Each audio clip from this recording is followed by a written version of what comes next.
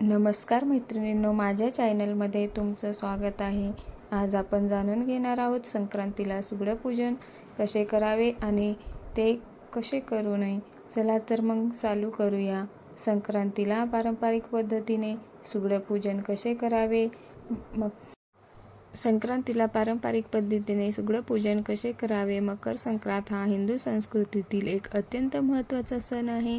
सूर्य मकर राशीत प्रवेश करतो त्या दिवशी हा सण साजरा केला जातो. हा सण केवळ खगोलशास्त्रीय बदल दर्शवत नाही, तर ऋतुचक्र, शेती, निसर्ग आणि माणसाचे नाते अधोरेखित करतो.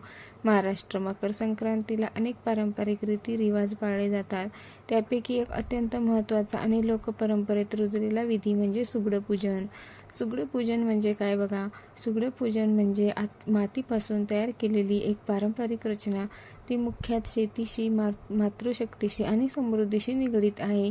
सुगडामध्ये विविध मातीच्या वस्तू मांडल्या जातात, जसे की मातीची फुलं, चूल, मातीची भांडी, धान्याची मोठी कोठी, बैल, गाय, शेतकरी, घर, झाडे, विहीर ह्या सर्व वस्तू मिळून एक छोटेसे गाव किंवा संसाराचे प्रतीक उभे करतात. सुगडं ही केवळ खेळणी नसून ती ग्रामीण जीवन पद्धतीचे आणि कष्टकरी शेतकऱ्याच्या जीवनाचे प्रतीक आहे.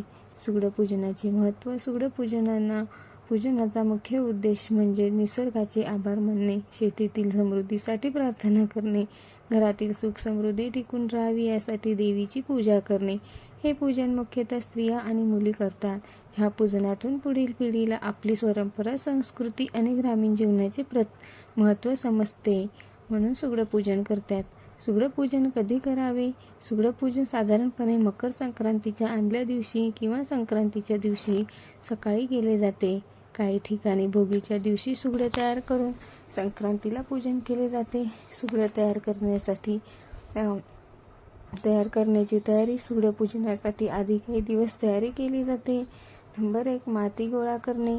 स्वच्छ पवित्र जागेची माती आणली जाते. शक्यतो नदीकाठ, शेत किंवा अंगणातील माती वापरली जाते. मातीच्या वस्तू तयार करणे. पूर्वी घरातील स्त्रिया स्वतः मातीच्या वस्तू घडवत असत. आजकाल बाजारात तयार सुगडं मिळतात, तरीही शक्य असल्यास घरातच माती मळून वस्तू तयार करणे अधिक पारंपरिक मानले जाते. सुगडं मांडणी.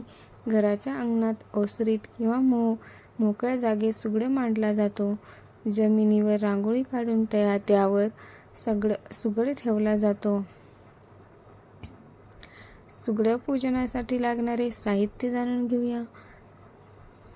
हळदी, कुंकू, अक्षता, तांदूळ म्हणजे गूळ, तीळ, भाजी, उदारात भाजी, भाकरीचा नैवेद्य, उसाचे तुकडे, फूल, दिवा, कापूर, तेल, पाने, रांगोळी ही सगळी सुगडं पूजनाची पारंपरिक पद्धत आहे. स्वच्छता आणि स्नान. पूजन करणाऱ्या स्त्रिया सकाळी लवकर उठून स्नान करतात, स्वच्छ कपडे परिधान करतात. सुगडांची स्थापना. रांगोळी काढलेल्या जागी सुगडं नीट मांडला जातो. सर्व मातीच्या वस्तू व्यवस्थित ठेवून एक छोटा संसार उभा केला जातो. पूजा सुरू करणे. सर्वप्रथम दिवा लावला जातो. नंतर सुगडाला हळदी कुंकू लावले जाते. अक्षता अर्पण केल्या जातात. त्यानंतर नैवेद्य दाखवला जातो. नैवेद्य कसा दाखवायचा. गूळ, तीळ किंवा भाजी, भाकरी, उसाचे तुकडे असा नैवेद्य दाखवला जातो. हा नैवेद्य सूर्योदय, पृथ्वी माता आणि अन्नपूर्णा देवीला अर्पण केला जातो. त्यानंतर मंत्र किंवा ओवी म्हणणे. सुगडं पूजनाच्या वेळी काही ठिकाणी पारंपरिक ओव्या म्हणतात. उदाहरणार्थ, सुगडं माझा मांडीला, देवी येऊन बसली, घरात सुख समृद्धी, नांदो हीच कायमची असते. बस. प्रदक्षिणा आणि नमस्कार. सुगडा प्रदक्षिणा घालून नमस्कार केला जातो. सुगडं पूजनानंतरची प्रथा. पूजनानंतर सुगडातील काही वस्तू मुलांना खेळायला दिल्या जातात, तर काही ठिकाणी सुगडं विसर्जन केले जाते. गूळ, तीळ वाटले जातात. यावेळी तिळगुळ घ्या आणि गोड बोला असे म्हणण्याची परंपरा आहे. याचा अर्थ म्हणजे आपले संबंध गोड राहावेत, द्वेष नाहीसा व्हावा. आणि सुगडं पूजनामागील सामाजिक संदेश असाच आहे. सुगडं पूजनातून खालील मूल्ये शिकवली जातात.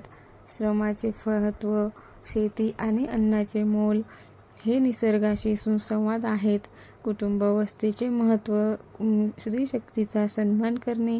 आधुनिक काळात सुगडपूजन म्हणजे आजच्या शहरी जीवनातही अनेक कुटुंबाचे सुगडपूजन करतात. जरी जागेची किंवा वेळेची मर्यादा असली तरी छोट्या स्वरूपात ही परंपरा जपली जाते. यामुळे मुलांना आपल्या मुळाची ओळख होते. सुगडपूजन ही केवळ एक धार्मिक कृती नाही, तर ती एक आपल्या संस्कृतीचा, जीवनशैलीचा आणि मूल्याचा आरसा आहे. मकर संक्रांतीसारख्या सणाच्या निमित्ताने ही परंपरा जपणे म्हणजे आपल्या पूर्वजांच्या कष्टाचा आणि निसर्गाच्या देणगीचा आदर करणे होय. आजच्या धावपळीच्या जीवनातही अशा परंपरा जपल्या तर आपली संस्कृती पुढे जाईल, पिढीपर्यंत नक्कीच पोहोचेल. जर तुम्हाला हा व्हिडिओ आवडला असेल तर लाईक, सबस्क्राईब करा आणि शेअर करायला विसरू नका. आणि कमेंटमध्ये लिहा श्री स्वामी समर्थ. जय जय स्वामी समर्थ. श्री स्वामी समर्थ. धन्यवाद.